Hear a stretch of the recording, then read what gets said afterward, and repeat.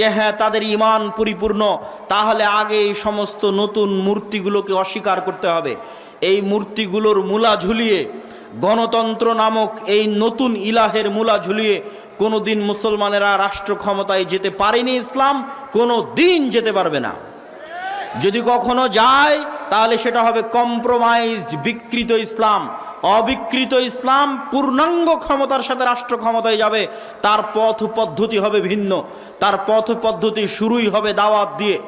আল্লাহ চাইলে মুসা আলাইহিস সালাতু ওয়াস সালামকে বলতে পারতেন যে যাও, তোমাকে মুজিজার লাঠি দিলাম, এই লাঠি দিয়ে ফেরাউনকে হত্যা করো, দিয়ে ক্ষমতা দখল করো না। আল্লাহ মুসা আলাইহিস সালামকে ব্যক্তিত্ব দিয়ে, পার্সোনালিটি দিয়ে, আত্মমর্যাদা দিয়ে, আত্মসম্মান দিয়ে, উন্নত চরিত্র দিয়ে তৈরি করেছেন। গোলাম হিসেবে মিথ্যার উপর, ধোঁকার উপর, দুর্নীতির উপর তৈরি করেননি। যখন বানু ইসরাইল গোলাম, যখন বানু ইসরাইল জীবন যাপন করছে মিথ্যা